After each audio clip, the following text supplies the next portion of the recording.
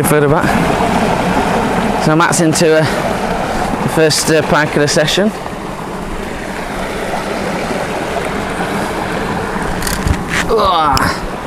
He's in.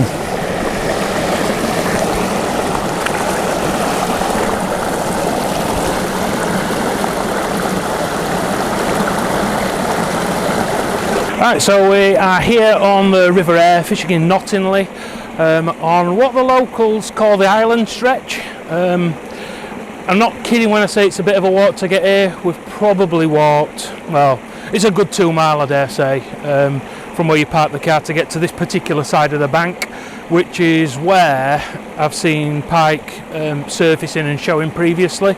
I've fished the other bank quite a few times when I've been attempting to catch barbel and failed miserably, but whilst I've been fishing I've seen a lot of pike showing around this area where there's a little water outlet. You can't see it on this shot at the moment, but we will show you that and we'll give you a view of the full swim. We've just had the one fish so far, which is just in the net, resting at the moment.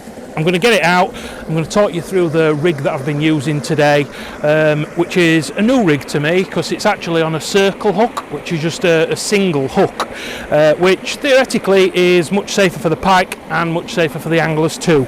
So I'll get this fish out and get it into the landing mat and I'll show you unhooking.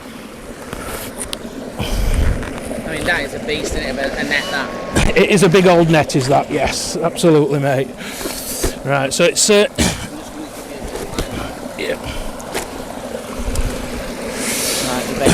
unfortunately, it's not the biggest swim in the world, so we do have to be really careful just here as to how we go about it.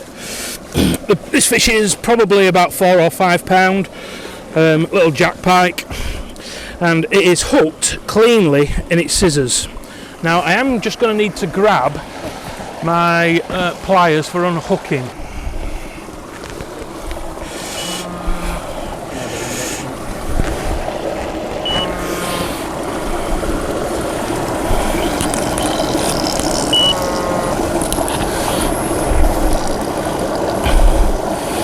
So we're just going to unhook this fish. There we go. Give it a little twist and a pull, and that's straight out. He's had all that little fish, hasn't he? Yeah, he has, yeah. So, there we go. I'll just take the rig out and we'll release this fish safely back into the water. Just get a little shot for the camera.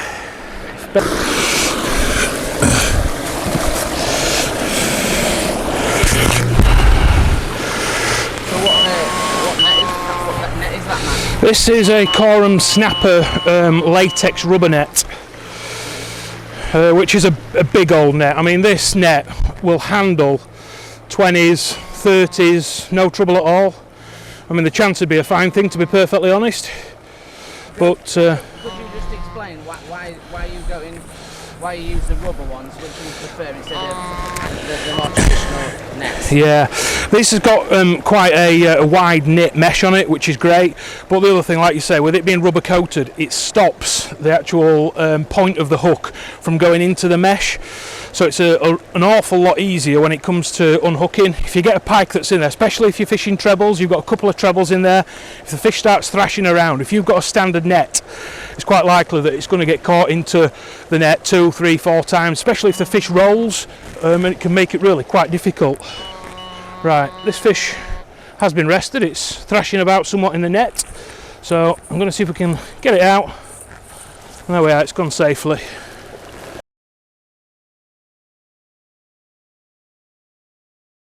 Pike is that, Ben?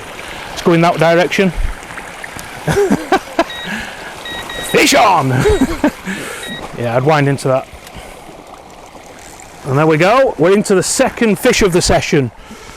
Literally only just finished unhooking and releasing my fish.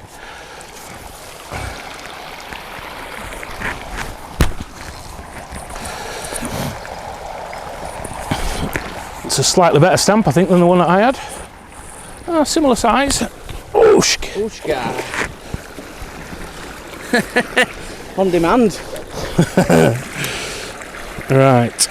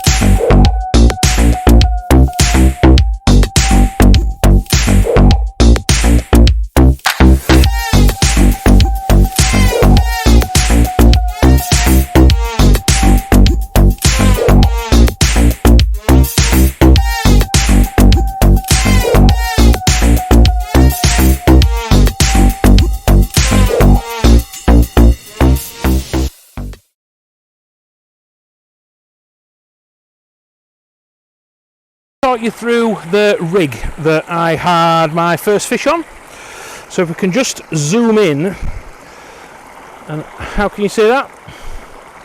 So this is a new rig. It's only the second time that I've tried it, and that fish that I've just had is the first fish that I've caught on it. This is called a circle hook, and rather than using standard trebles, you just use the one hook, which is a big hook.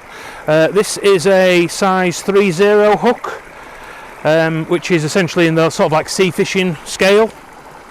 The unique thing about this is kind of how it works, and how it's better for the pike, in that you allow the fish to take the bait. You'll have it hooked in the head or towards the middle of the back, and you don't strike into the fish, you just wind down slowly into it.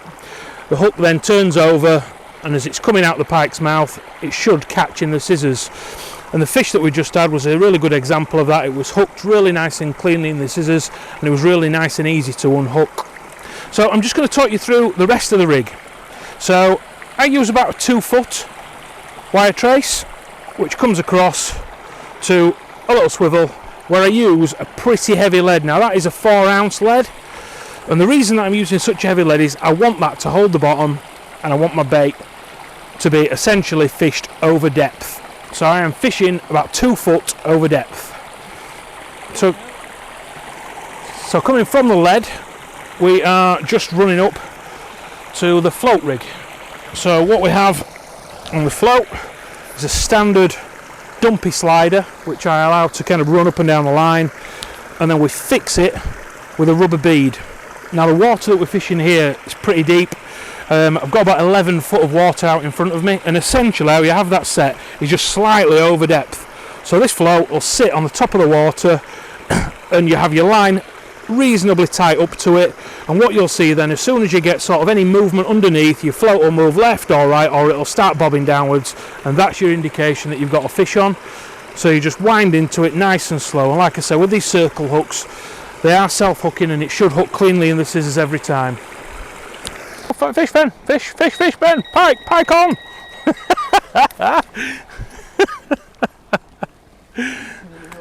Yep.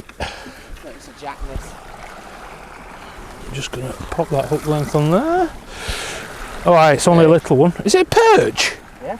You go steady with that one, Ben. Will it have a bit of line? Don't bump it off. It's a really lovely perch, is that? Woohoo! Jackpot. Wow! Where's the unhooking mat? There it is! Just going to line this in so we can't sit load on it. Look at that for a perch, nice! Woo! Give him a phone back.